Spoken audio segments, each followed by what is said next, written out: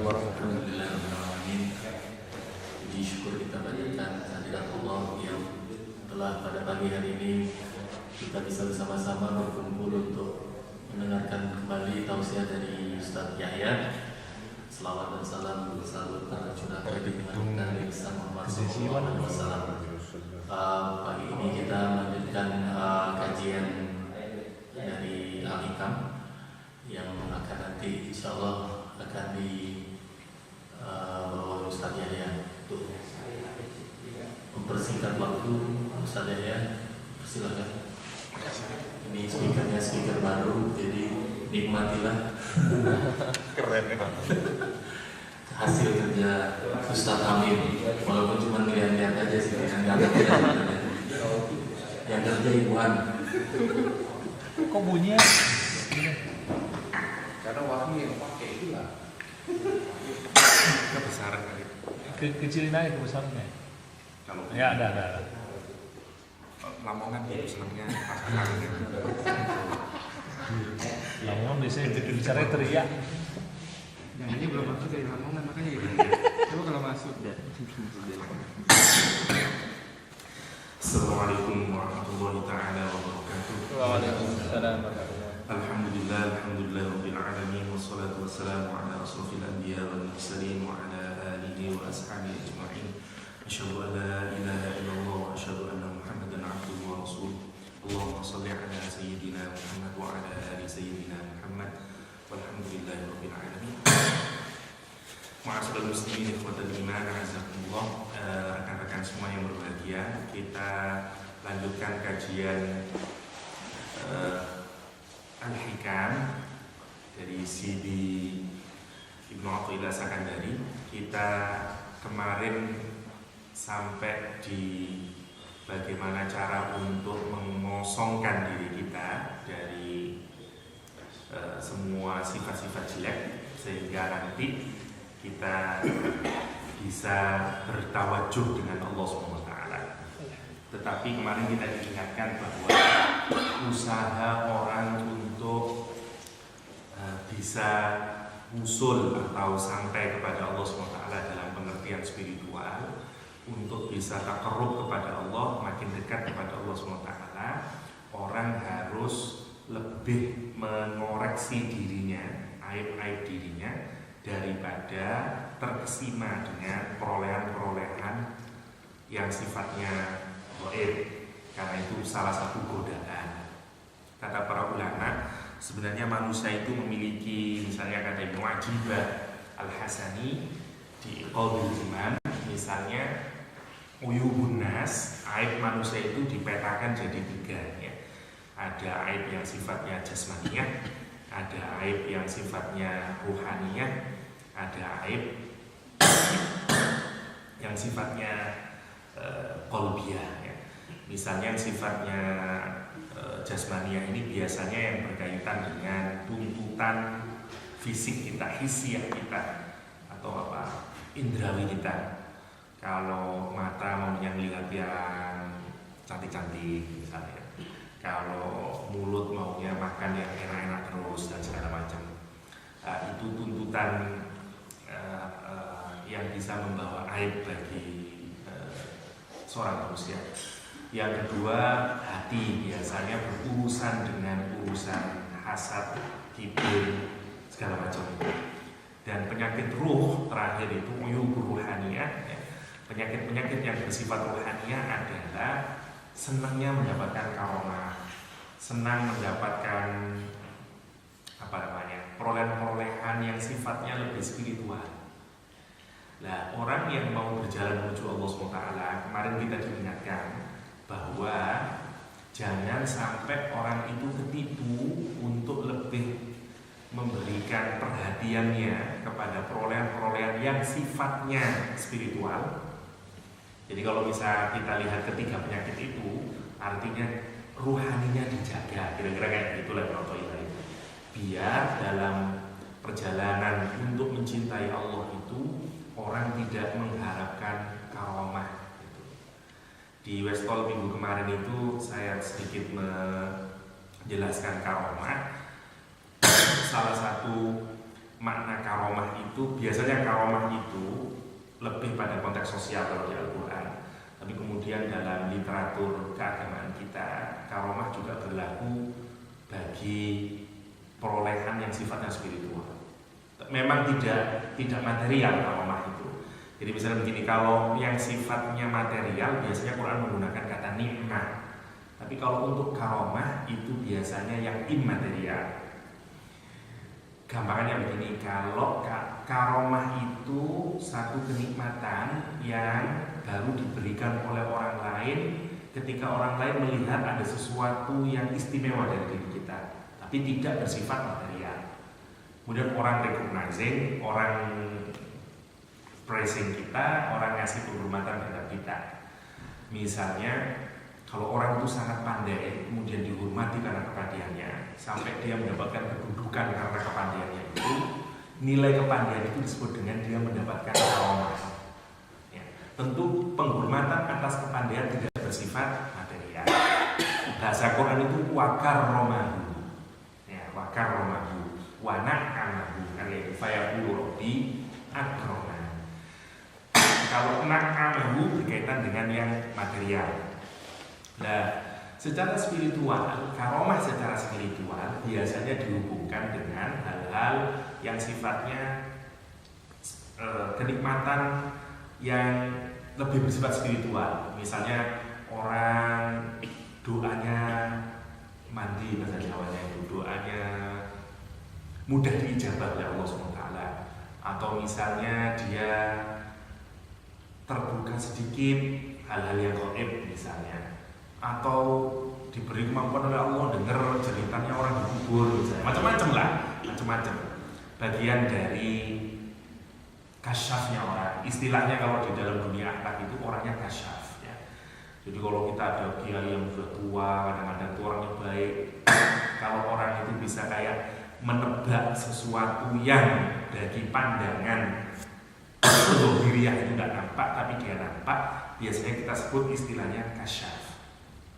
Nah, kasyaf itu mestinya, karomah itu mestinya tidak usah dicari, karena dia itu diberikan oleh orang dan diberikan oleh Allah. Semuanya tentu Allah. Tapi kalau biasanya berkaitan dengan kenikmatan yang diberikan oleh manusia seperti pujian, penghargaan dan segala macam. Tetapi kalau yang sifatnya spiritual, orang biasanya lebih mengasosiasikan lebih ingatannya langsung kepada Allah ya. Seperti orang yang ini kok bisa kayak begini dan segala macam ya, jalan tidak terasa lama misalnya, padahal sudah sangat lama. Kita ingatlah cerita orang dulu-dulu ya, jalan berkilo-kilo, dia bilang sambil pikir kok terasa, tiba-tiba kok nyampe misalnya. Itu semuanya kita sebut dengan karomah, dengan karomah.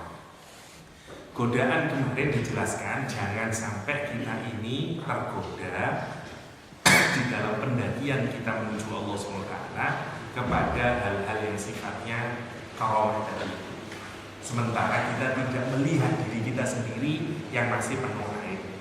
Karena sepanjang kita masih memiliki air, meskipun mungkin Allah menghadiahi kita dengan karomah, maka kita tidak akan bisa sampai kepada Allah SWT.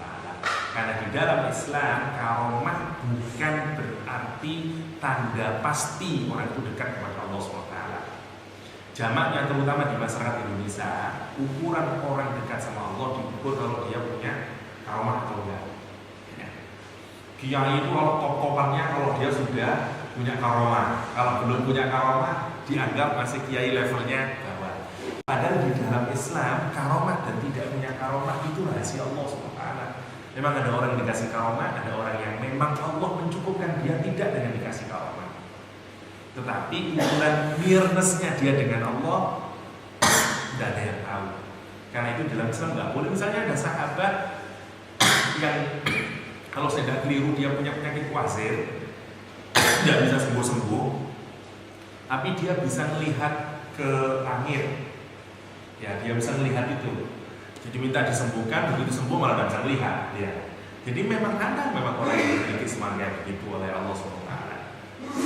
Masih ingat cerita orang yang bermimpi dengan jin, kemudian jinnya ditanyain bagaimana kami bisa menjaga dari kamu, bacalah surat ayat kursi dan segala macam untuk dia datang ke Rasulullah. Semuanya ini bagian dari karomah, semua bagian dari karomah. Ada sahabat di Hayatus Sahabah itu yang waktu sholat di belakang dia ada yang membaca amin. Ketika ditoleh gak ada orang, tanya ke Nabi, dia malaikat ke Rasulullah SAW. Ini semua bagian dari karomah. Seakan hadiah yang mau diberikan oleh Allah SWT bagi orang yang mendekatkan diri kepada Allah SWT. Nah, makalah kita selanjutnya ini berkaitan dengan tingkatan yang lebih tinggi lagi. Secara simpel, pendakian menuju Allah itu membutuhkan 3T ya, kalau bahasanya di ilmu akhlak itu. Yang pertama takhalli, yang kemudian ta'ali, yang terakhir tajalli, kayak gitu. Takhalli itu kita kholwah. Kalau kita pacaran, namanya kan berkholwah. Kita mengosongkan diri kita dulu dari aib-aib segala macam itu. Makanya biasanya orang-orang di buku-buku akhlak kayak begini ini tidak banyak berkenaan dengan cacat-cacat yang sifatnya jasmania, tapi lebih pada cacat qalbiyah rohaniyah, karena dianggap sudah selesai ini ya, dianggap sudah selesai. Nah, cara pertama adalah mengosongkan semuanya itu. Kalau sudah kosong, nanti dihiasi dengan ibadah segala macam. Nah, kalau sudah dihiasi, nanti dia Allah itu bermanifestasi, katanya kalau dalam bahasa kita itu mengejawantah bahasa Indonesianya. Nah, makalah kemarin itu berkaitan dengan takhalli. Kita ngosongin diri kita dari aib-aib. Nah, setelah itu biasanya kalau orang sudah takhalli, dia mulai akan terbuka.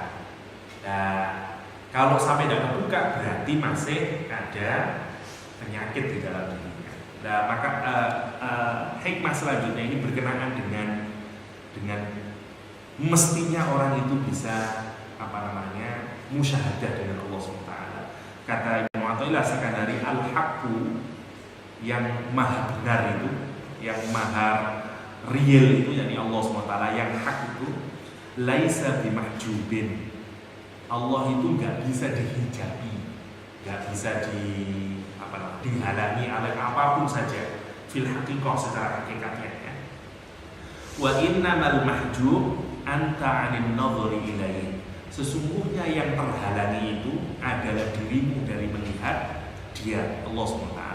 Kalau kita menganggap kita tidak melihat Allah SWT, kita tidak merasakan betul-betul Allah SWT, tidak bisa merasakan kehadiran Allah SWT, itu bukan berarti Allahnya yang terhijab, kita yang kehijab dari melihat Allah SWT. Itu maksudnya begitu. Idlau hajabahu syai'un la satarahu ma hajabahu. Kalau seandainya ada sesuatu yang mampu menghijab Allah SWT, mampu menghalangi Allah SWT sehingga ketutup Allah itu, la satarahu ma hajabahu, maka tentu sesuatu itu mampu menghalangi Allah SWT.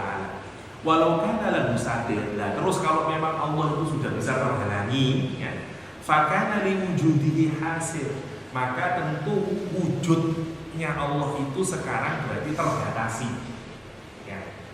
Sesuatu yang bisa ketutup berarti kan dia terbatas secara ruang, secara dan segala macam bentuknya.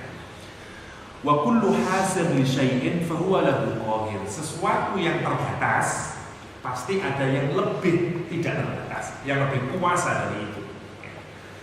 Wa huwal qahiru fawqa ibadihi. Padahal Allah itu adalah al-qahir, yang maha kuat, yang maha lebih hebat dari apapun saja. Artinya Ibnu Athaillah Sakandari mau menjelaskan bahwa Allah itu nggak mungkin terhijab, karena Allah itu tidak bisa mengumpuli apapun saja. Wa huwal qahiru fawqa ibadihi. Ini memang masuk ke debat, saya bawa ke debat teologis dulu. Sekarang ini salah satu mazhab dalam Islam namanya dakwah salafiyah adalah salah satu kelompok yang tidak membolehkan adanya takwil. Takwil dulu, takwil itu adalah pengalihan makna dari makna yang literally express di dalam teks menjadi makna yang berada katakanlah inward meaningnya. Ada established meaning, ada inward meaning.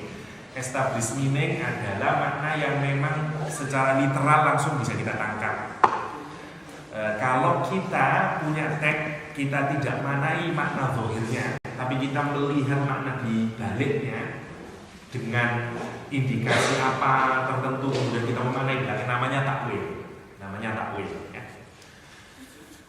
Di dalam Al-Quran ada ayat-ayat yang kalau kita terjemahkan secara zahir atau secara literal akan menimbulkan kebingungan teologis. Contoh, Allah punya wajah, Allah punya tangan. Padahal di satu sisi Al-Quran menyatakan bahwa laisa kamitslihi syai'un. Ya, Allah itu nggak sama dengan apapun saja. Kan ada ayat Al-Quran yang menyatakan laisa kamitslihi syai'un. Tapi di ayat lain Allah bilang menghadapkan ke wajah Dia. Ada lagi Tuhan itu punya tangan, ya Allah. Ada lagi Tuhan itu bersemayam di arsy. Berarti kalau bersemayam, kalau pakai logikanya ini tadi, hikmahnya Ibnu Athaillah, berarti dia berada di ruang. Kalau berada di ruang, berarti dia hasir, kayak gitu. Berarti dia limited. Nah, sehingga di kalangan para ulama terjadi perbedaan. Ahlul hadis, kelompok-kelompok ahli hadis yang lebih berkecenderungan literal, menerima ayat-ayat Al-Quran ini sebagaimana adanya tanpa bertanya takyif. Jadi iman yang bila kaifa istilahnya.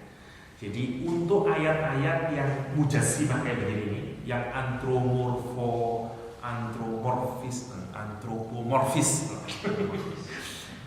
yang lebih bersifat kemanusiaan ini, itu diimani saja tanpa ditanyakan bagaimananya. Misalnya Imam Malik bilang hal ini sudah jelas, yang bertanya itu bodoh dan tidak usah ditanyain bagaimana. Nah, dakwah salafiyah hari ini, karena mereka sebenarnya kalau secara geologi refernya kepada Ahlul Hadis, menganggap bid'ah orang yang menafsiri ayat-ayat kayak begini, menakwili ayat-ayat kayak begini. Jadi harus diterima gitu aja. Allah punya wajah, iya Allah punya wajah. Bagaimana? Tidak usah tanya bagaimana. Yang jelas prinsipnya wajahnya tidak sama dengan wajah kita, kira-kira gitu. Allah punya tangan, gimana punya tangan? Bagaimana? Tidak usah ditanyakan bagaimana. Nah, karena itu dakwah salafiyah menganggap ini bagian dari akidah. Maka orang yang menafsiri dengan yang lain dianggap dia tidak sampai kufur. Kenapa? Karena masih mengimani ayatnya. Tapi kalau sudah tidak percaya ada ayat yang menyatakan Allah punya wajah atau Allah punya tangan, kufur kata orang-orang, kata dakwah salafi, kata orang-orang salaf. Nah, tetapi kalau tetap menerima ayat itu dengan pemahaman yang lain, dia menganggap dia mubtadi', dia melakukan bid'ah terhadap agama. Ya. Kelompok yang lain dalam Islam yang biasanya dulu disebut dengan ahlur ra'yi atau kelompok rasionalis lah dalam Islam. Ini bukan berarti dia lebih mengunggulkan akal sebagaimana dugaan orang-orang salafi, tetapi mereka ini mencoba mendamaikan antara dua ayat yang kayaknya bertentangan. Satu ayat bilang Allah itu nggak sama dengan makhluk, tetapi satu ayat bilang punya wajah, punya tangan, berdiam di satu tempat. Ini kan semua sifat makhluk nih. Karena itu dengan korina, tentu dengan melihat akal kata, dengan konteks bagaimana ayat itu ada di dalam bahasa, jadi tidak ngawur takwilnya. Maka para ulama-ulama sebagaimana Asy'ariyah misalnya, atau kelompok yang lain, Mu'tazilah atau kelompok-kelompok yang lain banyak dalam Islam, ini menakwilinya. Tetapi tentu takwil bukan tafsir yang bersifat final. Dia hanya usaha untuk memahami bagi orang sehingga tidak sampai menyamakan Tuhan dengan manusia. Jadi misalnya tangan ditafsiri dengan kekuasaan, wajah ditafsiri dengan keikhlasan hanya kepada Allah SWT. Nah, ini yang di dalam Islam itu sampai hari ini jadi isu lagi karena teman-teman dakwah salafi sangat keras dalam hal ini. Yang dulu sebenarnya dulu ini isunya udah dari dulu, dari zamannya masih Abbasiyah gitu, dari masa ketika kejayaan Islam ada di Baghdad. Nah, jadi sebenarnya prinsip simpelnya tidak apa-apa orang melakukan takwil sepanjang menganggap takwil itu bukan tafsir final, ya, tapi hanya usaha kita memahami mana ayat. Kenapa? Karena kita ini dituntut sebenarnya tidak hanya paham Al-Quran itu secara literal. Lihat, Al-Quran itu menyuruh kita lihat tadabbarul Quran. Kita disuruh mentadabburi Al-Quran. Kalau kita tidak bisa mentadabburi, kata Allah SWT, amquluhun akfaluha, atau hatimu yang memang sudah ada penutupnya sehingga kamu nggak bisa memahami Al-Quran. Lihat tadabbaru. Tadabbur itu dari kata dubur. Dubur itu ada di belakang, ya, dari diri kita. Jadi makna itu punya makna yang di belakangnya, ada duburnya gitu. Orang itu memahami Quran mestinya harus sampai ke makna belakangnya itu, maksudnya gitu. Jangan hanya cukup baca Quran itu. Kita belum tadabbur kalau cuma begitu. Tadabbur itu bukan cuma mikir, bukan begitu. Tadabbur itu usaha kita memahami Al-Quran sampai ke detail, ke belakang-belakangnya. Gampangnya kalau salah sampai ke konteksnya, sampai usaha memahami maknanya dan segala macam. Itu namanya tadabbur. Dan kita harus mentadabburi Al-Quran. Harus mentadabburi Al-Quran. Itu yang dimaksud tadabbur, ya. Lah, di ayat yang di hikmah nomor nggak tahu saya nomor berapa ini, sebenarnya Ibnu Athaillah menggunakan logika yang sama seperti mana logika kaum teologian tadi itu, mutakallimun dalam Islam, bahwa Allah itu pada hakikatnya orang itu mestinya harus musyahadat semuanya sama Allah, harus bisa ma'rifah sama Allah dalam pengertian ruhani. Hatinya itu sebenarnya harus melihat quote-unquote Allah SWT. Nah kalau sampai tidak melihat, itu berarti pasti dia yang terhijab. Kenapa? Karena Allah nggak bisa terhijab.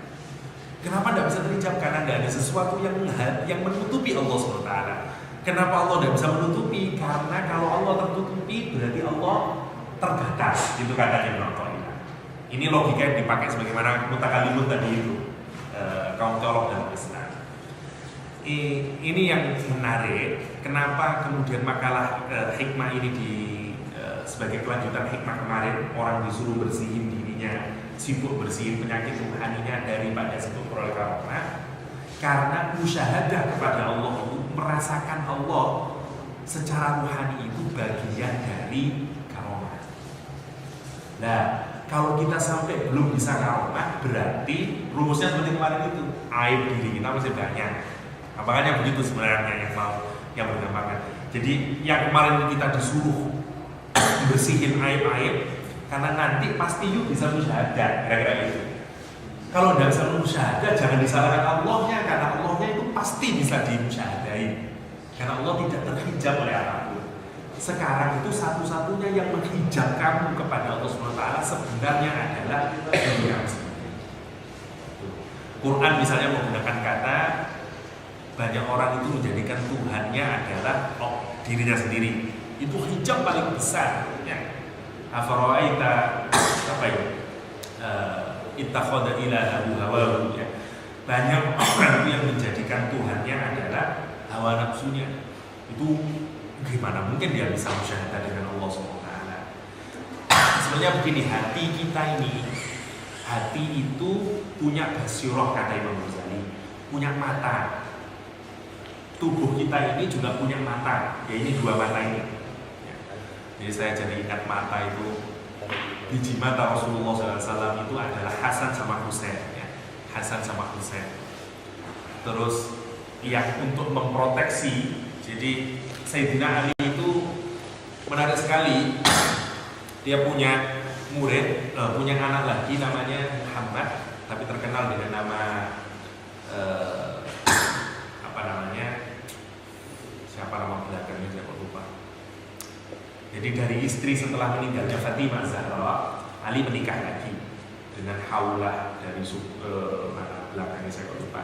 Dan dia dikenal dengan nama sebenarnya Sayyidina Ali pernah datang ke Rasulullah SAW dan berkata, ya Rasul, kalau nanti saya punya anak laki-laki, saya minta izin anak saya akan saya beri nama Muhammad dan saya akan panggil dia dengan nama panggilan Abul Qasim. Jadi dipanggil Muhammad dengan Abul Qasim ya. Oleh Rasul diizinkan. Jadi begitu Fatimah meninggal, jadi Ali itu adalah orang yang menikah lagi setelah Fatimah meninggal. Pernah ada niatan untuk menikah, tapi oleh Rasul tidak diizinkan ya. Tidak diizinkan karena anaknya Abu Sofyan kalau tidak keliru itu mau dipinang oleh Ali. Kata Rasul, aku nggak mau rumah anakku itu ada dua hati, kira-kira kayak begitulah. Ada nggak mau di poligami. Dan ini biasanya dijadikan oleh teman-teman feminis senang sekali. Nggak boleh, itu buktinya Rasul nggak boleh meminta Ali untuk tidak menikahi lagi karena Fatimah nggak mau ya. Nah, setelah meninggal dunia Fatimah nikah lagi punya anak Muhammad ini.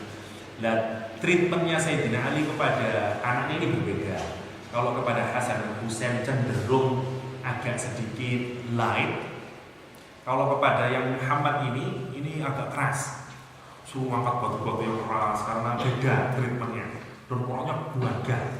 Orangnya beda. Karena itu dia pernah menyatakan kalau kenapa treatmentnya kok berbeda yang diberikan ayahku, kata dia, kalau Hasan Husain itu mata ayahku, aku ini tangan ayahku, kata dia. Jadi tangan harus lebih kuat. Dan memang benar ya, pada pemerintahan Muawiyah, jadi dia adalah salah seorang tabi'in yang begitu selesai perang Siffin, dia menyaksikan sendiri bagaimana orang Islam saling bunuh-bunuhan dan meninggal dunia. Dia mengharamkan dirinya untuk bunuh orang lain lagi. Itu pula salah satu alasan mengapa anaknya Sayyidina Ali ini nanti baiat Muawiyah di Damaskus ya, di Syria. Ketika ada orang Romawi ke Syria untuk lomba gulat ya, lomba gulat itu wakil dari orang Islam adalah putranya Sayyidina Ali yang terkenal sangat kuat. Lombanya menarik kalau dalam syirah itu dijelaskan. Lombanya adalah saya duduk begini, nanti tangan saya ditarik. Kalau saya bisa berdiri, berarti saya menang. Atau kalau saya duduk, saya ditarik tapi saya tetap duduk, berarti saya yang menang. Lah, lombanya gitu, ditantang sama putranya Sayyidina Ali. Kamu duduk duluan atau saya berdiri duluan? Dia memilih, orang Romawinya milih duduk. Dituarik sama dia, berdiri sama dia. Kata dia, tangan saya ini seperti mau copot, kata dia, karena kekuatan putranya Sayyidina Ali. Salah satu alasan yang sangat mudah untuk mematahkan argumentasi orang Syiah, kalau orang Sunni itu, kalau Sayyidina Ali itu tidak membenci Sayyidina Umar, Abu Bakar adalah salah satu nama-nama anak-anak Sayyidina Ali yang lain adalah semuanya anak namanya Abu Bakar. Jadi dia ada 3 anak Sayyidina Ali itu yang namanya 1 Abu Bakar, 2 Umar, 3 Utsman. Jadi Abu Bakar bin Ali, Utsman bin Ali, Umar bin Ali. Nah kalau benci ngapain nama anaknya Abu Bakar ya, atau Umar atau Utsman. Tapi ini dalam literatur Syiah dan ceramah orang Syiah jarang sekali disebut. Saya jadi bicara Syiah karena semalam Pak Usep banyak bicara Syiah, jadi saya kok teringatnya ke Syiah jadinya. Itu kalau pakai dalil susah ya, pasti mereka akan mengelak, tapi itu bukti real dan orang Syiah mengakui karena memang beberapa anak Sayyidina Ali itu namanya Abu Bakar, Umar, dan Utsman. Kenapa sampai sana ini Pak? Jadi kalau orang bisa membersihkan dirinya dari aib-aib itu, maka insya Allah nikmat berikutnya yang akan dia alami adalah musyahadah. Bagaimana caranya? Salah satu caranya adalah kita tahu dulu musuh eksternal dan internal kita.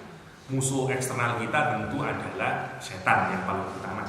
Karena itu kalau di surat An-Nas misalnya, salah satu yang kita minta adalah kita minta perlindungan dari min syarril waswasil khannas. Hal pertama yang dibisikkan setan agar kita ini jauh dari Allah dan tidak bisa musyahadah dari Allah SWT, sehingga mata yang ada di dalam ruhani kita ini nggak bisa musyahadah dengan Allah Subhanahu wa Ta'ala adalah arogan, marah. Itu semuanya di kata Sa'id bin Jubair. Minggu lalu saya cerita Sa'id bin Jubair. Sa'id bin Jubair ini muridnya Abbas ya. Jadi dia berguru banyak, tapi murid utamanya Abdullah bin Abbas itu Sa'id bin Jubair ya. Lah Sa'id bin Jubair ini bilang, menurut Sa'id bin Jubair, jadi hati manusia itu persis di bawah hatinya itu setan itu nanam bibit di sana. Kalau kata Sa'id bin Jubair, bibit apa? Kesombongan, amarah. Itu kayak sudah amunisinya udah disiapin. Tinggal hati kita mau dibuka atau enggak. Persis bagaimana para ulama, sebenarnya hati kita itu tidak bisa dimasuki oleh setan kecuali kita membuka hati kita sendiri. Dia tidak bisa mempenetrasi. Jadi mumet aja sebenarnya. Tapi kalau kita sudah buka, mau welcome, dia bisa masuk. Setan itu ada di situ terus. Ya. Atau kalau di hadis Bukhari Muslim itu biasanya rujukannya, karena masing-masing kita punya setan itu yang biasanya disebut dengan istilah qarin ya, atau teman kita itu yang maunya masuk menggodain kita. Dan itu kan kita meminta min syarril waswas sil khannas. Kita mohon dari kejelekan sang pembisik, yakni setan yang bisik-bisikin kita itu, al khannas, yang dia itu kalau kita ingat sama Allah SWT, dia akan mundur ke belakang. Jadi dia nggak akan bisa masuk lagi. Itu kita ingat sama Allah, kita sadari lagi, dia step back lagi dan segala macam. Hadis lain misalnya menyebutkan inna syaiton yajri majrad dam, setan itu mengalir di aliran darah, untuk menunjukkan bahwa memang selalu ada musuh kita ini untuk menghalangi kita dari musyahadah kepada Allah SWT. Dan iman itu mestinya musyahadah, iman itu mestinya. Karena itu deklarasi kita bukan saya menyadari atau saya meyakini, tapi saya bersaksi, saya musyahadat, asyhadu alla ilaha illallah. Kita witnessing Allah SWT. Witnessing itu sebenarnya dengan basiroh kita, bukan dengan basor kita ini ya, dengan mata hati kita, bukan dengan mata kepala kita. Nah, jadi simpelnya hikmah yang kita bahas hari ini adalah ingin menegaskan bahwa Allah itu sesungguhnya realitas, karena yang lain itu tidak real. Yang maha real itu tidak bisa terhijabi oleh sesuatu yang tidak real. Karena itu kalau orang itu mampu membersihkan dirinya, terus dia takarrub kepada Allah, mestinya dia bisa musyahadah kepada Allah SWT. Kalau belum, berarti masih ada aib diri kita ya. Entah itu berusaha cacat rohani kita atau cacat hati kita. Itu yang harus menjadi pusat kesadaran kita dulu, yang harus kita terus dibersihkan. Kalau enggak, kita selamanya tidak akan bisa bergerak naik. Karena penyakit rohani atau penyakit hati ini adalah penyakit dari orang-orang yang sudah mulai taat kepada Allah SWT. Saya tidak berbicara tentang bagaimana di dalam hikam, tidak lagi berbicara tentang bagaimana agar orang bisa sholat 5 waktu, bukan itu lagi. Tapi sudah orang beres secara ibadah. Tinggal sekarang penyakit lanjutannya berupa ada sombong, riaknya, sum'ahnya, takaburnya dan segala macamnya itu yang mau dikikis. Kalau semuanya sudah hadir, insya Allah nanti bisa musyahadah. Karena al-haqqu laisa bimahjub. Karena Allah SWT itu nggak bisa dihijab oleh apapun saja, nggak bisa dihijab. Ini hikmah yang kita bahas. Satu lagi mungkin, ukhruj min awsafi basyariyatika an kulli wasfin munaqidin li'ubudiyatik litakuna linida'il haq mujiban wa min hadratihi qariban. Ukhruj, keluarkanlah, min awsafi, dari sifat-sifat basyariyatika, sifat basyariyahmu. Nama manusia di dalam Al-Quran itu beda-beda ya. Kadang Al-Quran menggunakan kata bashar, kadang menggunakan kata insan, macam-macam. Kalau bashar itu lebih ke sifat jasmaniyah manusia yang dilihat. Jadi kalau Al-Quran menggunakan kata bashar itu refer kepada manusia dari aspek jasmani. Kita dan Rasulullah itu sama manusianya, cuma Al-Quran tidak menyebut sama kemanusiaannya, sama basyariyahnya kita dan Rasulullah. Ya, jadi Al-Quran menyatakan basyarun mithlukum. Ya, jadi Nabi Muhammad itu bashar seperti apa? Basharnya fisiknya seperti kita, punya daging, punya tulang, persis. Tapi Nabi Muhammad beda insannya dengan kita. Ya, kenapa? Karena dia jauh lebih mulia secara ruhani. Kita ini enggak, basyariahnya sama. Kan itu lihat, setiap kata di dalam Al-Quran itu dipilih tidak random, tapi itu didesain secara sempurna. Each word di dalam Al-Quran itu. Kenapa Al-Quran kok tidak pakai kata yang lain ya? Memang yang sama dengan kita itu Rasulullah ya cuma basarnya saja. Yang lain tidak sama dengan kita. Fisiknya sama Rasulullah, tapi yang lain tidak sama. Karena itu Allah menyatakan basyarun mithlukum yuha, dan dia mendapatkan wahyu dari Allah Subhanahu wa taala. Karena itu Rasul itu ya sama tapi juga nggak sama, kira-kira kayak gitu. Kalau dalam syair itu apa namanya? Sama-sama batu, tapi yang satu batu geragal, yang satunya batu yakut gitu. Jadi ya sama batunya, tapi isinya beda. Lihat perbedaannya. Salah satu contoh, Allah itu tidak pernah bersumpah dengan manusia di dalam Al-Quran. Allah itu kalau bersumpah dengan dirinya sendiri atau dengan sesuatu yang memang secara manusiawi kita anggap sesuatu yang istimewa, gunung, langit, dengan waktu-waktu tertentu yang punya implikasi lah. Ya. Satu-satunya sumpah yang dengan manusia hanyalah kepada Rasulullah SAW. Kenapa? Karena memang betapa agungnya Rasulullah itu, sehingga la'amruka, demi umurmu Muhammad, sampai Rasulullah itu bersumpah dengan Nabi Muhammad SAW untuk menunjukkan apa? Agungnya Nabi Muhammad SAW. Ya, karena itu memang dasarnya sama, insaniyahnya beda. Kalau dasar itu refer kepada sifat manusia dari aspek jasmaninya, kalau Al-Quran menggunakan insan, biasanya lebih melihat aspek psikologisnya. Karena memang insan itu berasal dari kata nasia yang artinya lupa. Karena kita memang sering lupa. Makanya yang diingatkan biasanya ya ayyuhal insan ma gharraka birrabbikal karim, bukan ya ayyuhal bashar. Dan begitu. Kenapa? Karena memang yang diingatkan kemanusiaannya, intelektualitas kita, rohani kita yang mau di-refer oleh Allah itu. Ya ayyuhal insan ma gharraka birrabbikal karim. Misalnya, lihat betapa tepatnya Allah menggunakan kata ini. Ya, padahal kalau orang itu berkata dan tidak dalam tulisan, susah sekali orang itu menggunakan kata secara tepat. Ya. Karena Al-Quran itu kan bahasa omongan, ya, bukan bahasa tulisan. Bisa enggak kita ngomong tapi pilihan katanya itu tepat semuanya? Nggak bisa, susah sekali itu. Kecuali kalau nulis bisa kita kata diksi kata kita, oh ini tidak tepat, ini cari verb yang lain. Oh itu kurang tepat dicari ya. Tapi kalau ngomong susah itu, tepat itu.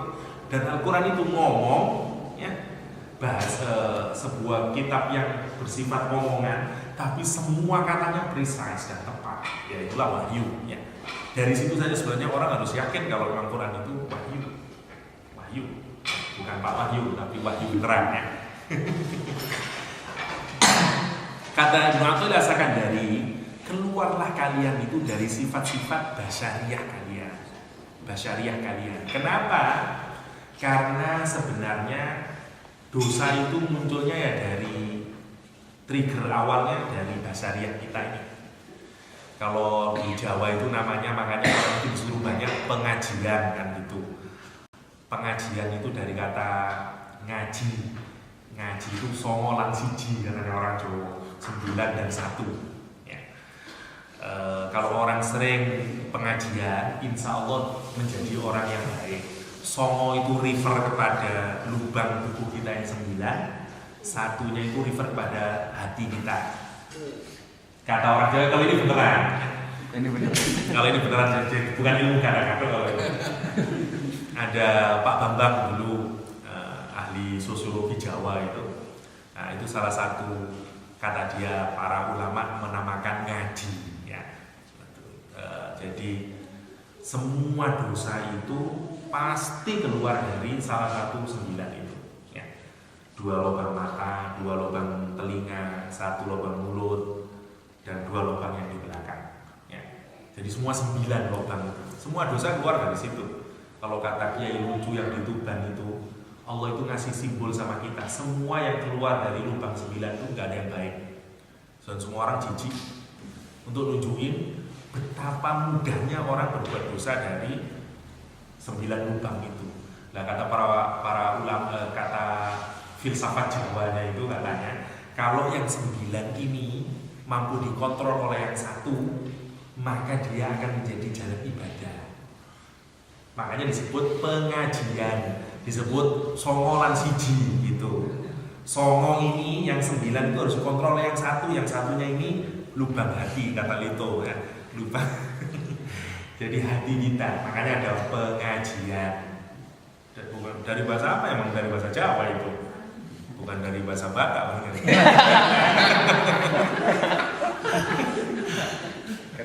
Tapi kalau di Malaysia jadi pengkajiannya. Jadi itu kalau pengkajian itu adalah orang yang belum haji dijadikan haji, namanya wakaji kan gitu, pengkajian. Kalau di Jawa namanya ngaji, makanya sing akeh ngaji deh, ngaji. Songolan siji katanya begitu. Nggak tahu saya benar atau enggak, tapi saya baca apa namanya filsafat Jawanya dulu begitu katanya. Songolan siji. Karena memang benar dan itu sifat basyariah kita. Ya. Sum'ah itu sumbernya dari telinga. Sum'ah itu keinginan kita untuk diunggulkan orang. Jadi kita ini merasa senang kalau ada orang ngomongin kita. Kita ini mau ikhlas sama Allah, tapi tujuan kita itu agar orang nyebut-nyebut kita. Memang kalau dia itu ya Allah, sodakohnya subhanallah. Kita dengerin pula, senang dia. Itu namanya sum'ah. Kalau yang haji di mana itu, wah, si dia itu subhanallah, hajinya itu dia denger. Jangan begitu jangan begitu. Tapi hatinya senang, itu sum'ah. Kalau kita melakukan amalan untuk agar orang lain itu ngomongin pada kita, dulu kita menjadi terkenal. Ya sama kalau sekarang mungkin undang wartawan, ya ngasih sodako, tapi wartawan dulu diundang, itu namanya sum'ah. Sum'ah sumbernya dari telinga. Ya. Kalau dari mulut segala macam itu udah banyak sekali penyakit aib kita dari mulut kita ini. Sampai dari mata kita ya hujah, suka mendapatkan kehormatan dan segala macam, semuanya itu penyakit yang kalau itu kita tidak keluar dari sifat-sifat kayak begitu itu gak mungkin. Kata Ibnu Athaillah As-Sakandari, ukhruj min awsafi basyariyatik kalmaili ila syahwat wal ladzat, sebagaimana kecondonganmu terhadap nikmat-nikmat dan kelezatan-kelezatan yang sifatnya jasmaniyah, wa tahhir nafsak, dan kemudian sucikanlah jiwamu dari apa? Angkulli wasfin, dari setiap sifat munaqidin yang bertentangan, yang tanakut, li'ubudiyatik, dari penghambaanmu kepada Allah SWT. Kalau mau dijujur, gak ada orang yang sebenarnya mau menghambakan dirinya. Ya, kita ini kan maunya menolak semuanya penghambaan kita sama Allah. Telinga kita maunya tidak mau dengerin Quran, ya. Semuanya ini tubuh kita ini, karena memang tubuh itu diciptakan oleh Allah, karena dia berasal dari tanah, inklinasinya ya ke tanah, sukanya ya ke tanah, persis seperti hewan sebenarnya kita ini. Ya, kalau mau dibiarin, kalau orang tidak ada hatinya, persis hewan manusia itu, ya nggak ada bedanya, nggak ada bedanya. Semua keinginan tubuh kita ini, keinginan jasmaniah, keinginan materialis, keinginan yang bersifat duniawi. Kenapa? Karena memang asalnya dari tanah. Gak bisa enggak, semua yang berasal dari tanah pasti dia punya inclinasi ada tanah. Gak ada tubuhnya itu, saya nggak mau menikah sama perempuan di dunia Pak, saya maunya sama yang bidadari saja. Ya nggak normal berarti dia. Karena pasti kalau sepanjang dia memiliki tubuh yang berasal dari dunia, pasti dia juga suka sesuatu yang berasal dari dunia. Mulut ya sukanya makanan yang nikmat-nikmat dan segala macamnya itu. Ya, rohani kita tidak berasal dari dunia ini. Karena itu inklinasinya tidak ke dunia ini. Makanya Rasulullah, arihna ya Bilal, istirahat ayo Bilal, istirahatkan kami. Belum capek saya hidup di dunia ini, capek rohani saya kepingin nikmat, saya kepingin mendapatkan kebahagiaan dengan apa? Bisolat, kata Rasulullah SAW. Kenapa? Karena itu kita tidak menghubungkan dengan dunia. Ketika Imam Ahmad ditanya, Imam Ahmad ditanya, anaknya tanya, ayah, kapan kita ini mendapatkan kebahagiaan yang sempurna? Kok ayah itu kok misalnya kok ibadah terus segala macam terus. Anaknya ini tanya kepada Imam Ahmad bin Hanbal. Kata Ahmad bin Hanbal, yang disebut farah itu, yang disebut benar-benar bahagia itu, kalau kaki kamu sudah melangkahkan kali pertama kali ke surga. Jadi kalau kaki kita ini sudah melangkah sekali ke surga, kita sudah mencapai kebahagiaan sempurna, kata Imam Ahmad bin Hanbal. Sepanjang itu belum, tidak akan ada kebahagiaan. Dan memang benar, semua kebahagiaan di dunia ini semua sifatnya, nggak ada yang benar-benar kita merasa benar-benar puas di dunia ini. Ya, selalu aja kurang. Ya. Karena memang bukan kebahagiaan yang sempurna. Karena itu kata Imam Ahmad bin Hanbal, sepanjang kamu belum memastikan kaki kamu melangkah ke surga, nggak ada kebahagiaan itu. Nggak ada kebahagiaan itu. Ini setting goalnya Imam Ahmad bin Hanbal ya. Imam Ahmad bin Hanbal yang nanti juga masuk penjara gara-gara bertahan kepada tidak mau takwil itu.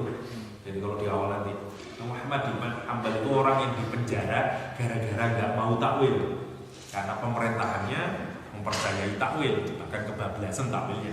Karena saat itu Mu'tazilah yang berkuasa sebagai madhab ya.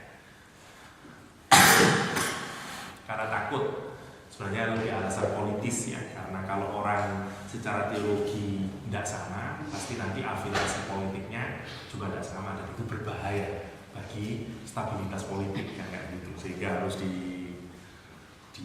make sure semua orang punya pemahaman yang sama. Kalau Pak dan semua raja-raja yang zalim begitu. Kalau Pak Harto harus di Litsos dulu untuk memastikan semua itu punya akidah yang sama. Dan memang begitu triknya. Semua raja itu udah hal yang klasik dari dulu juga kayak begitu, cuman beda model aja, beda model. Kalau politiknya Fir'aun di Quran itu kan yudzabihuna abna'ahum wa yastahyuna nisa'ahum. Itu politiknya Fir'aun, bottom line-nya. Dia membunuh anak laki-laki, membiarkan hidup anak perempuan. Sepanjang potensi kelompok sosial orang dan segala macam itu supporting terhadap government, nggak rebellious, nggak itu ya kayak anak perempuan lah, duduk manis, senyum dan segala macam, dibiarin sama Fir'aun. Ya, sama semua diktator begitu. Kalau ada kelompok agama, dulu zaman Pak Harto ada mau mengkritik Pak Harto, pokoknya aman, yang mengkritik dibunuhin semuanya oleh Pak Harto. Yudzabihuna abna'ahum wa yastahyuna nisa'ahum. Itu udah cerita dari segala macam sampai terhadap George Bush ya. Kenapa Osama bin Laden yudzabihuna abna'ahum, yang moderate ditambah malah dikasih biaya dan segala macam. Oh ini agar moderate Islam dan segala macam misalnya. Memang begitu. Yudzabihuna abna'ahum wa yastahyuna nisa'ahum. Dalam pengertian politik dia nisanya. Nah yang ini abna'nya ini gitu kira-kira gitu. Enggak berubah. Cuman beda model. Secara substansi sama. Karena Fir'aun pun dulu ketakutan karena ini potensial nih. Ini nanti ini kalau ini tidak dibabat duluan, ini akan menjadi threat ya pada home security-nya ya. Jadi bisa jadi segala macam. Kira-kira kayak begitu, prinsip yang sama yang berulang dalam sejarah. Karena itu sebenarnya kritik terhadap orang-orang yang menyatakan Quran itu enggak layak lagi dijadikan petunjuk. Salah satu keberatan orang-orang barat terhadap Al-Quran itu adalah itu. Gimana you mau hidup kok diatur oleh buku yang 1500 tahun yang lalu? Bu ya ketinggalan banget kami itu kira-kira gitu. Hidup ini kita tantangannya sangat kompleks. Begitu zaman sudah maju kayak gini, mau hidup diatur dengan sebuah buku yang diproduksi 1500 tahun yang lalu. How stupid you are, kira-kira kayak begitu. Kalau orang-orangnya gitu. Ya. Tapi persoalannya karena nggak memahami. Padahal Quran itu memang itulah hebatnya Quran. Karena dia substantif sekali. Tapi ya makin namanya zaman makin hilang ya, ilmu makin habis ya, kecenderungan orang hari ini tidak sungguh-sungguh belajar untuk benar-benar menggali agama Allah SWT. Jadi kalau kita mau makin dekat kepada Allah SWT, cara selanjutnya adalah keluarkanlah diri kita ini dari sifat-sifat basyariah kita yang mau cenderung terus kepada ladzat syahwat, terus mau asalkan pokoknya memenuhi semua keinginan itu, dari sifat-sifat yang bertentangan dari ubudiyah kita kepada Allah SWT, penghambaan kita kepada Allah SWT. Kenapa? Karena kalau kita mampu mengeluarkan sifat basyariah yang bertentangan dengan sifat ubudiyah kita kepada Allah, litakuna linida'il haqqi mujidah. Kalau kayak gitu terhadap nidanya Allah SWT, terhadap panggilan Allah SWT, kita akan mujibah, kita akan mengijabahi. Kenapa orang gak mampu mengijabahi panggilan Allah? Karena dia dikerangkeng oleh sifat basyariahnya. Kalau dia menyadari ubudiyahnya, dia akan mudah. Itu persoalannya. Wa min hadratihi qariban. Yang kedua yang bisa dihasilkan dan terhadap kehadiran Allah SWT, quote-unquote-nya, diharibaan Allah SWT, kalau bahasa yang lebih halus, qariban. Orang itu makin mendekat. Jadi kalau orang sifat basyariah yang bertentangan dengan penghambaannya kepada Allah dia keluarkan dari dirinya, dia akan dapat dua hal. Satu, dia mudah memenuhi panggilan Allah SWT. Yang kedua, dia akan dekat kepada Allah SWT. Itu sudah secara otomatis. Nah kalau sudah dekat dan mudah dapat panggilan, maka pasti akan bisa musyahadah. Akan pasti bisa musyahadah kepada Allah SWT.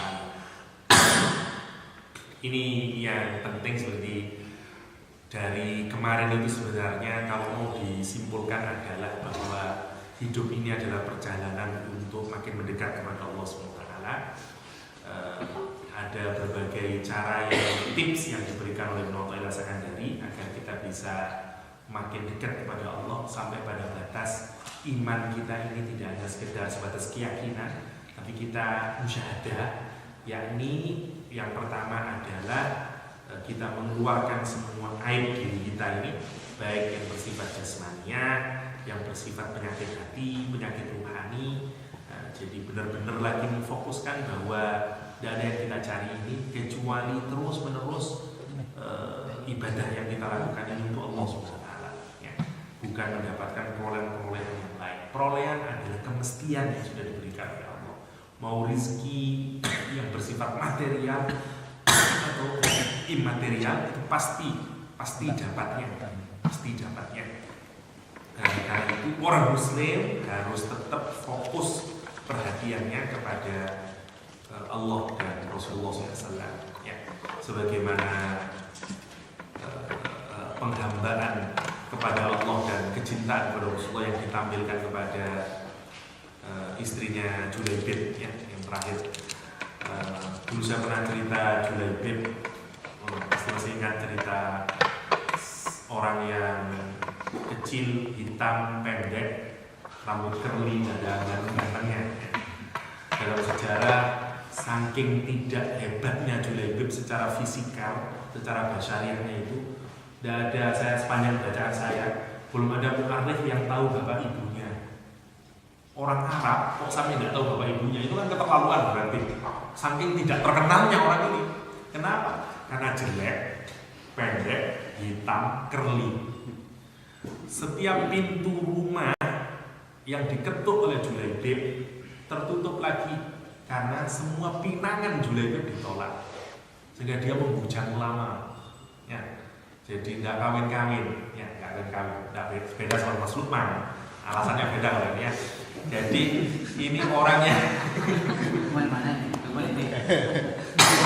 Ya, Julaibib itu menarik sekali. Menurut saya bukan yang Julaibib menarik, perempuannya ini yang juga menarik nanti. Perempuan yang mau menerima Julaibib, bayangin. Kalau mau kita jujur, bagaimana orang yang lebih mementingkan Allah dan Rasulnya dari dirinya sendiri. Subhanallah, para sahabiyah, perempuan yang menurut saya sangat menarik itu. Jadi Rasul itu karena sangat perhatian terhadap masing-masing sahabatnya, dia tanya Julaibib, kamu tidak nikah tak? Ya Rasul, siapa yang mau nikah saya? Semua pintu orang Madinah itu menutup pintunya kehadiran saya. Gak ada yang mau. Karena memang ya gimana, miskin ya, terakhir ya lupa. Miskin juga ya. Loh, miskin, ireng, keriting, gak ada bagus-bagusnya. Gak ada bagus-bagusnya. Oleh Rasul ditawarin nikah, ya mau. Ada dua riwayat. Kalau dari TV Azhari itu, kalau di YouTube silakan dari ada TV Azhari. Jadi dosen-dosen Azhar biasanya ngasih ceramah. Kalau salah satu dosen Azhar yang ceramah itu riwayatnya adalah dia tuturkan dia yang Rasulullah yang menyuruh Julaibib untuk mendatangi salah satu rumah sahabat. Kamu datang ke rumah Pak A, bilang anaknya disuruh ngelamar untuk aku, untuk Julaibib. Jadi Julaibib ke sana. Satu riwayat yang lain enggak. Jadi ada seorang bapak yang punya anak ketemu Rasulullah dan kemudian minta kepada Rasulullah agar dinikah. Kata Rasul, iya aku mau menikahkan. Dia sangat senang karena bayangan dia, denganmu ya Rasulullah. Oh enggak, bukan dengan saya. Saya mau nikahkan anak kamu dengan Julaibib. Bapaknya bilang, Julaibib ya Rasulullah. Dan tentu saja dia tidak mau. Alasan dia, saya saking lupa, saya ada ceritanya dari Syiar A'lam Nubala. Menarik sekali dialognya. Kalau ada bahasa Arabnya menarik. Saya nggak bawa, yang lupa. Jadi terus kata dia, cara dia berpaling dari Rasulullah ini ayahnya. Ya Rasul, saya diskusi dulu dengan ibunya dia, ibunya si anak ini. Sebenarnya dia tidak mungkin mau itu, gimana? Dia pulang ke ibunya, ke istrinya, dia bilang, ibu, anak kita mau dinikahkan oleh Rasulullah, Rasulullah mau menikahkan anak kita dengan dia sudah alhamdulillah. Dia bilang nikmat, dua nikmat yang diberikan oleh Allah SWT. Nikmat dia anaknya mau dinikahkan, nikmat bahwa Rasul yang mau menikahkan. Gak ada orang tua yang gak senang dulu itu kalau anak gadisnya mau dinikahi oleh Rasulullah SAW. Oh bukan mau, Rasulullah mau menikahinya. Makanya kalau mau dibayangkan, kalau Rasulullah mau poligami, 1000 juga dapat Rasulullah itu. Semua orang seneng kalau Rasulullah itu mau menikah dia. Gak ada kehormatan lebih tinggi dari seorang perempuan melebihi orang yang dipinang oleh Rasulullah SAW. Dulu udah seneng sekali nih orang tuanya. Kata ayahnya, bukan dengan Rasulullah, dengan siapa? Julaibib. Langsung ibunya ini dia bilang demi Allah, ibunya bilang demi Allah aku tidak akan nikahkan putriku dengan Julaibib. Karena memang ya kayak begitu itu tadi, nggak punya apa-apa dia. Anaknya yang di dalam kamar mendengar itu, mendengar percakapan bapak ibunya ini bahwa dia mau dinikahkan oleh Rasulullah. Dia keluar, dia tanya ayah, ibu, ada apa ini? Oh, kamu mau dipinang. Oh, kamu mau dinikahkan oleh Rasulullah SAW. Dengan siapa? Dengan Julaibib, kata dia. Lihat, orang tuanya dua-duanya kekeh nggak mau. Anaknya bilang, ayah, di mana posisimu? Kalau seandainya, di mana posisimu terhadap surat yang bunyinya wa ma kana lil mu'minin wa la mu'minatin idza qadallahu amran idza qadallahu wa rasuluhu amran ay yakuna lahumul khiyaratu fi amrihim. tidak beriman orang laki-laki mukmin sama laki-laki perempuan muslimah kalau Allah sudah memberikan keputusan dan Rasulnya terhadap satu perkara, terus orang itu masih punya pilihan yang lain, belum dinyatakan iman dia itu. Kalau Allah sudah memutuskan A, Rasul memutus A, ada sunnah, ada hadis bilang begini, ada ketentuan hukum syarak yang begini, kita masih tapi kan dan segala macam, masih kita punya option yang lain. Kata Al-Quran itu, ya udah sepatutnya masih punya iman. Lah, anaknya udah bilang, ayah, di mana posisimu terhadap surat ini? Ayah ini terjenung sama ibunya. Justru anaknya yang mau. Kata dia, kalau memang keputusan ini dari Rasulullah SAW, kata dia, saya yakin innahu la yudhiyuni. Kata dia, saya masih ingat kata-katanya itu. Innahu, sesungguhnya Rasulullah itu selama-lamanya tidak akan pernah menyanyiakan diriku. Kata dia menikah beneran. Perempuan yang cantik mendapatkan Julaibib. Ya, Beauty and the Beast lah kira-kira gitu. Setelah menikah, riwayatnya beda lagi. Ada yang menyatakan satu ketika mau menikahkan Anda punya apa-apa, oleh Rasulullah Julaibib disuruh ke siapa orang yang paling kaya itu pedagang Madinah, Abdurrahman bin Auf.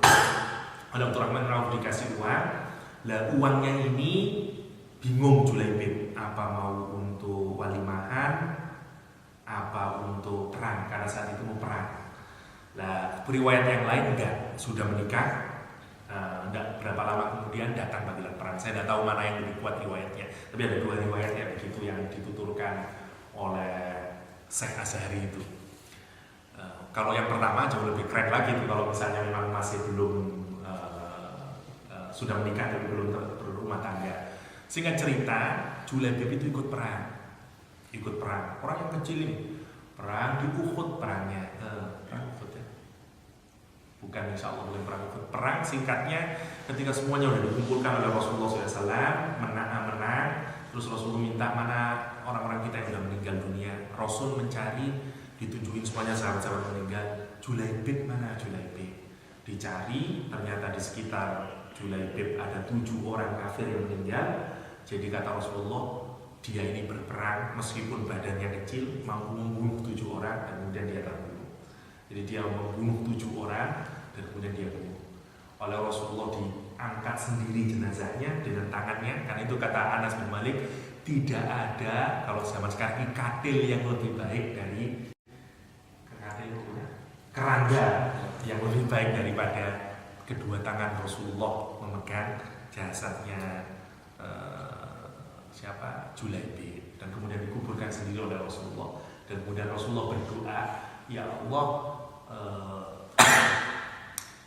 aduh saya lupa doanya, saya senang doanya itu. Gini kalau masih lupa itu hafalan jadi nggak kuat ya. Yang jelas pokoknya Rasulullah taburkan bagi dia itu kebaikan sebanyak-banyaknya dan jauhkan dia dari kejelekan sejauh-jauhnya. Kalau saya tidak salah itu redaksi bunyi doanya. Kata Anas bin Malik, sepeninggal Julaibib, para kibarus sahabat-sahabat yang dari kelompok elit ini, kelompok yang besar-besar ini, gambarnya kayak Abu Bakar, Umar, Utsman, kelompok besar berebutan meminang mantan istrinya Julaibib. Kenapa? Karena keberkahan perempuan ini, kata para mu'arikh. Karena kalau Rasulullah menunjuk, wah berarti ini perempuan istimewa ini, kira-kira begitu. Jadi Julaibib tidak dapat, wah sekarang orang berebutan untuk meminang dia. Tapi saya tidak tahu akhirnya jatuh ke pelukan siapa, tidak tahu.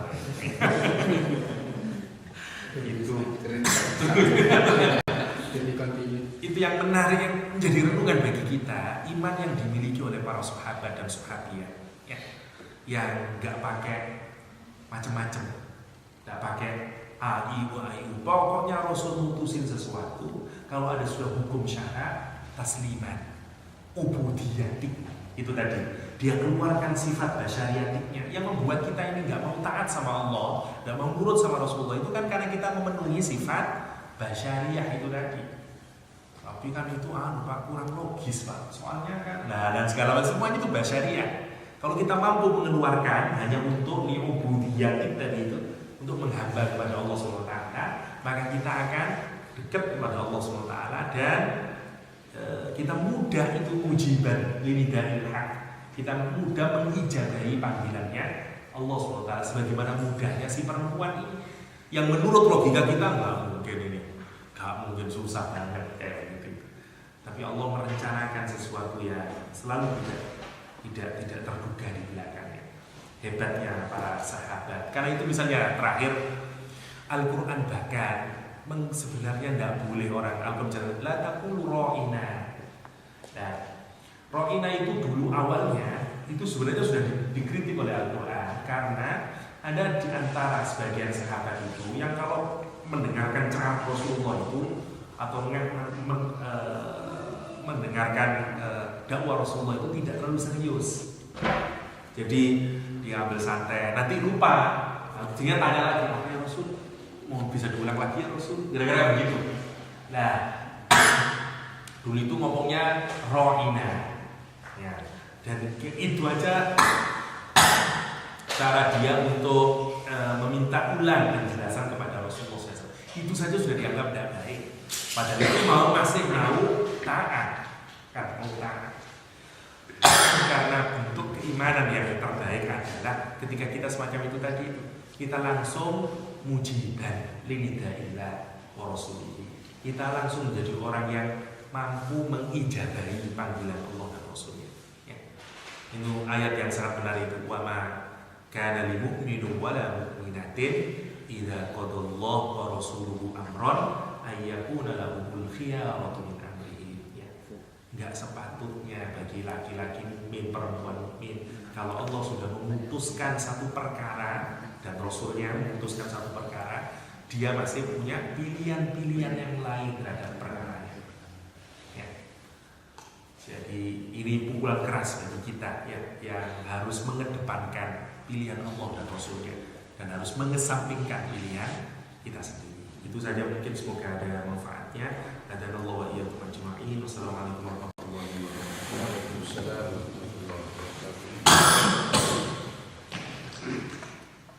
Mungkin langsung aja dilanjut dengan tanya jawab. Kalau ada mungkin bapak-bapak atau ibu-ibu yang ingin bertanya mengenai ceramah oleh Ustaz Yahya tadi ataupun yang lain yang ingin ditanyakan, silakan.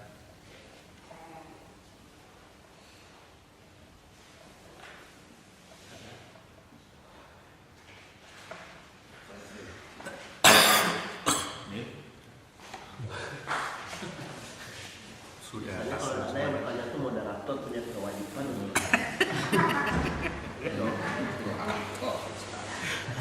ya Mas Pak.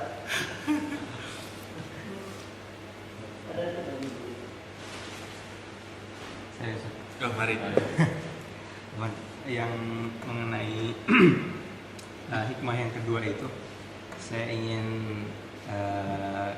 nanya gimana cara kita, kan tadi tentang mengeluarkan sifat syariah kita begitu. Kadang-kadang kita sulit membedakan antara kebutuhan dan keinginan atau nafsu gitu Ustaz. Nah, gimana caranya kita bisa membedakan antara kita butuh, apalagi misalnya sekarang zaman gadget gitu, biar gampang gitu.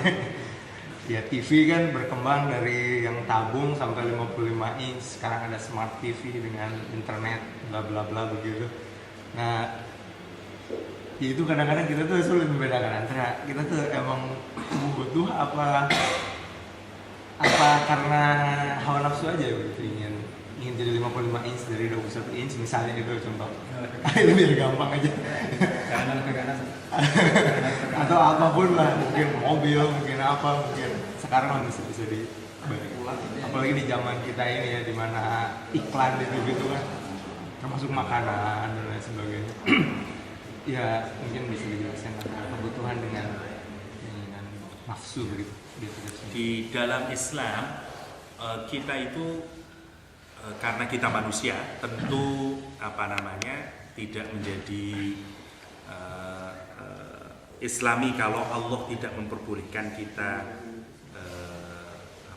bersenang-senang terhadap dunia. Tetapi ada batas. Kalau dalam Islam, batas di mana orang itu sudah dianggap memiliki penyakit, duniawi disebut dengan istilah hubul jah. Hubul jah itu sudah, atau hubud dunia lah istilahnya ya. Hubul riasa, hubul jah itu senangannya yang misalnya ada sahabat ketika tentang pemahaman tentang zuhud, dia ini sukanya sandalnya baik, pakaiannya baik. Terus dia datang ke Rasulullah, bagaimana ya Rasulullah, saya senang pakaian saya ini baik, saya senang sandal saya ini yang baik dan segala macam. Apakah saya termasuk orang yang sudah hubud dunia dan segala macam? Ada dia bukan. Apalagi kalau itu digunakan untuk mensyukuri nikmat Allah. Jadi memang ada perimbangan. Satu, ada hadis yang menyatakan Allah itu menyukai hamba yang menampakkan syukurnya terhadap Allah SWT. Hadis ini keluar berkenaan, kalau saya tidak keliru, berkenaan dengan orang yang mendapatkan rizki dari Allah, tapi dia berperilaku seperti orang yang tidak dikasih rizki oleh Allah SWT. Kan ada orang kayak gitu, kaya tapi pakaiannya udah bener kayak gitu lah, tidak melihatkan bahwa dia ini mendapatkan nikmat dari Allah SWT. Tapi satu sisi memang tidak dianjurkan untuk berlebih-lebihan ya, karena meskipun itu halal sifatnya, meskipun halal, karena nanti akan masuk kepada kecintaan. Nah kalau kita building sesuatu yang sifatnya mubah terus, kalau sudah sampai jatuh cinta, ini yang bahaya. Nama penyakitnya hubul jah istilahnya. Sama kalau di kepemimpinan, ada hubul riasa, di duniawi biasanya disebut dengan hubul jah, kesenangan untuk yang mewah-mewah dalam hal semuanya, pakaian, gadget, yang kata Pak Del itu yang paling susah dihindari. Kalau yang lain-lain mudah namanya, tapi untuk yang gadget ini yang susah. Ya tentu harus dibedakan antara sepanjang itu tidak bukan untuk show off kepada orang lain dan masih memenuhi kebutuhan kita, ya mungkin kategorinya masih belum hubul jah. Tapi memang menarik sekali kalau kita ini tinggal pilihan-pilihan, kita ini maunya yang derajatnya aman di mata Allah atau derajatnya lebih di mata Allah, kan kayak begitu pilihannya itu. Saya belum pernah dapat contoh untuk pilihan yang ekstrim di dalam Islam, tapi misalnya kalau kayak Sayyidina Umar yang memilih makanannya sangat sederhana sehingga gubernurnya saja sampai makanannya jauh lebih baik dari makanan Umar bin Khattab misalnya, tentu ini pilihan Umar sebagai seorang pemimpin yang dia harus jadi contoh.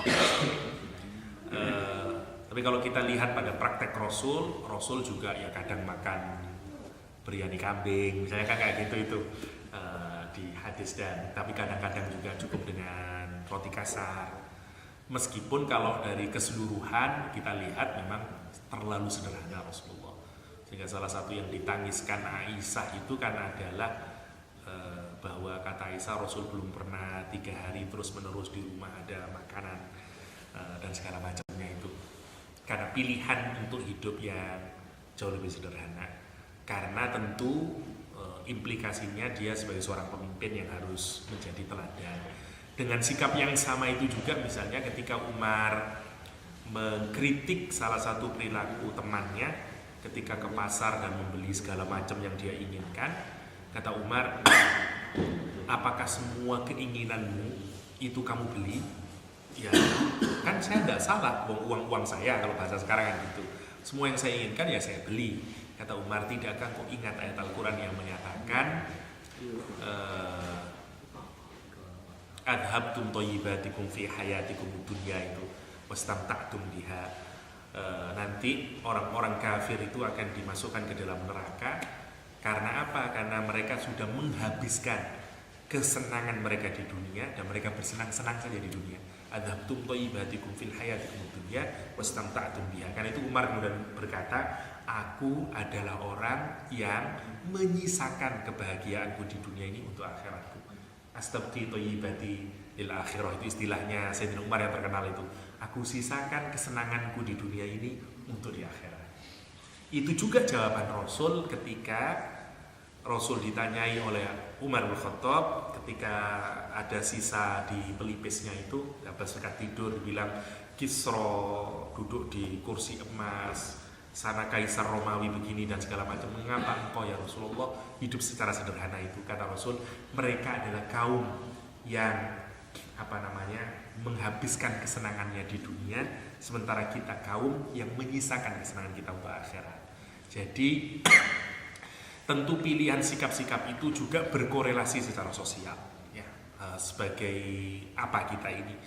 Kalau kita sebagai pemimpin tentu wacananya harus jauh lebih lebar daripada posisi kita sebagai pribadi-pribadi. Misalnya karena itu juga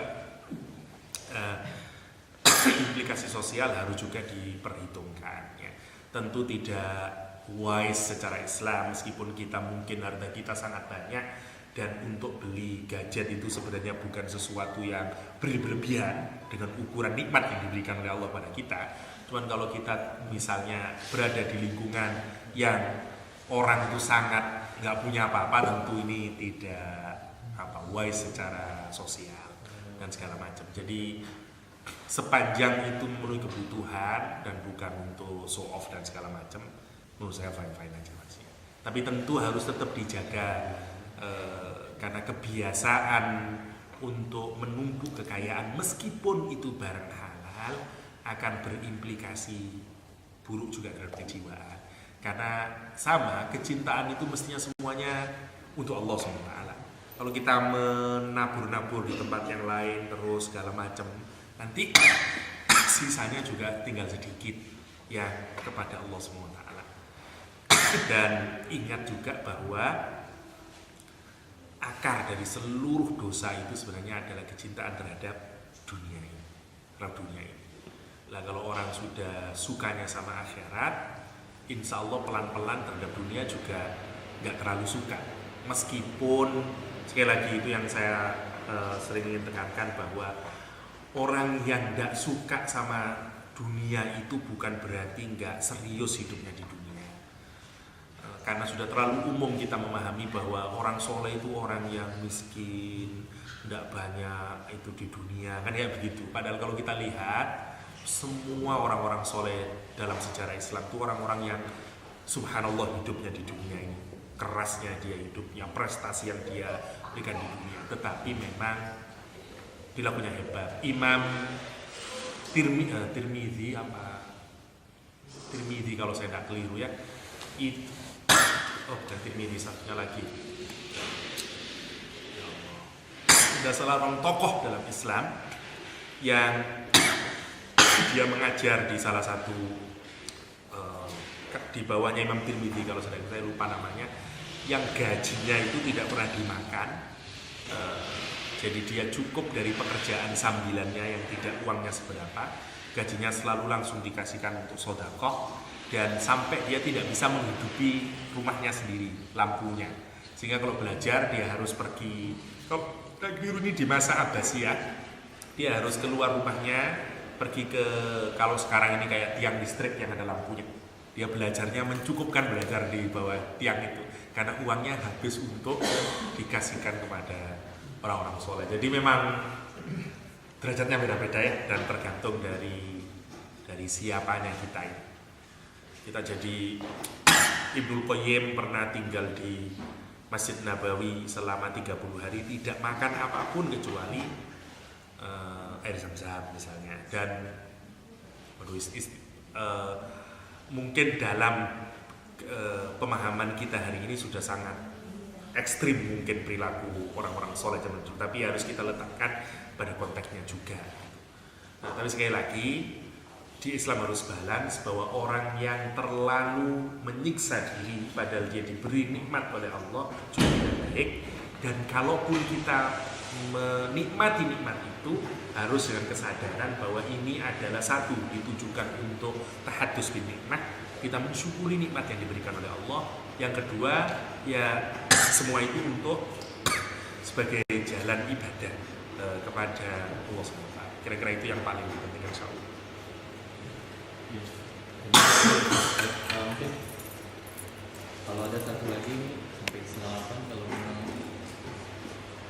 masih ada pertanyaan kita bisa bertanya lagi. Kalau ada yang ibu-ibu mungkin.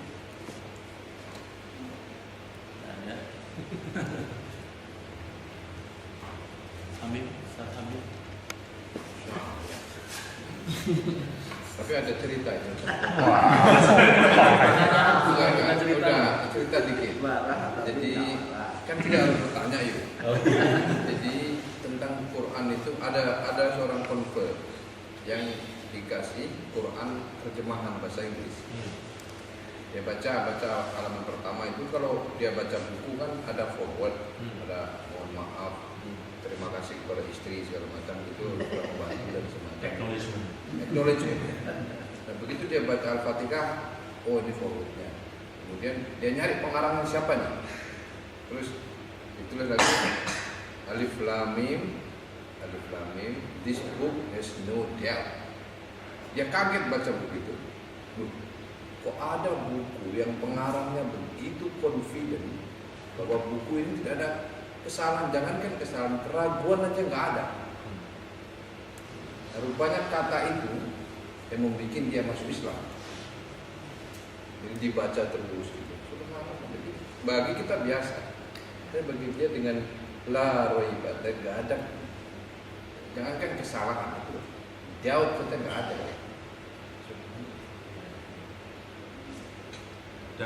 Dan saya sepakat bahwa manusia itu yang sekarang harus jadi prioritas sebenarnya bagi umat Islam kembali kepada Quran, tidak dalam pengertian yang superficial tapi sungguh-sungguh gitu. Tentu di awal dengan pemaknaan ya. Kita benar-benar usaha tadabbur dengan Quran itu, benar-benar di Quran itu bagaimana benar-benar masuk di dalam kesadaran kita, tidak hanya sekedar. Kalau kita lihat kan masih sekarang ini masih jauh sekali beda cara kita mengapresiasi Al-Quran sebagai sesuatu yang terindah dalam hidup. Lihat dari seluruh mukjizat Nabi, mukjizat yang terbesar adalah Al-Quran. Berarti kan sangat istimewa ini. Words of God. Siapa yang mau lebih hebat daripada kata-kata Allah sendiri? Ya. Lalu persoalannya orang banyak tidak selalu serius terhadap Al-Quran. Jadi maksud saya kalau kita berusaha untuk sungguh-sungguh melakukan kajian-kajian yang sifatnya diarahkan untuk memahami Al-Quran secara sungguh-sungguh, itu maksud saya hal yang sangat penting hari ini dilakukan. Karena tidak ada lagi petunjuk kecuali Al-Quran. Sayangnya kita sia-siakan itu. Kalau mau jujur, kita ini tidak punya target dalam hidup untuk memahami Al-Quran. Kenapa kita tidak punya target misalnya bulan ini saya harus paham surat ini, kira-kira maknanya saya harus pahami. Ya, haruslah dibuat kayak gitulah. Kita kena orang kok bangga misalnya ada orang yang bisa baca buku sehari satu buku, tapi kenapa kok tidak dalam Al-Quran Karim? Ya kalau tidak paham ya wajar lah. Memang yang dibaca cuma terjemahan sederhana bahasa Inggris yang memang mumet. Ya, saya juga tidak paham baca terjemahan ini apa maksudnya. Maksudnya maksud secara mendalam, karena memang nggak bisa tahu kalau nggak bisa kita tadabbur lagi, kembali ke tadabbur tadi itu. Ya, harus memang kembali ke tadabbur baru itu tadi, terus sampai ke akarnya. Kita minimal harus tahu kapan wahyu itu turun dan segala macam, bagaimana konteksnya, penggunaannya kayak apa, dicoba digali, dan insya Allah itu akan memberikan inspirasi yang baik, dan itu kerja paling penting menurut saya dari orang Islam. Dan percayalah, Quran itu setiap hari kita kaji akan melahirkan sesuatu yang baru terus menerus, asalkan sungguh-sungguh kita mengkajinya. Dan tidak ada kenikmatan kecuali bergaul dengan sajian Allah SWT yang berupa Al-Quran. Jadi harus ningkat gitu, tidak hanya baca tapi juga tadabbur istilahnya, ya, tadabbur. Tidak cuma terjemahan, tapi ya bacalah tafsirnya, bacalah maknanya itu kita pahami. Kalau saran saya pertama yang harus dilakukan itu adalah memahami tiap kata. Itu penting, usaha. Jadi kalau ada buku yang berusaha menjelaskan perkataan dan kata itu mengapa kok itu, kenapa enggak yang lain, apa maksudnya, beauty-nya di mana, itu sangat penting untuk kita bisa mengapresiasi dan kemudian baru kita gali maknanya. Karena dengan begitu itu sangat membantu kita untuk jatuh cinta terhadap Al-Quran. Jatuh cinta terhadap Al-Quran. Itu yang penting. Kenapa? Jatuh cinta. Kan single soalnya. Iya. Baru berapa hari masih gitu jawabnya. Ya, mungkin kalau sudah tidak ada pertanyaan lagi, mungkin alhamdulillah kita sampai pada akhir pengajian ini. Mungkin akan sama-sama kita tutup pengajian ini. Sama-sama kita baca doa kafaratul majlis. Subhanallah.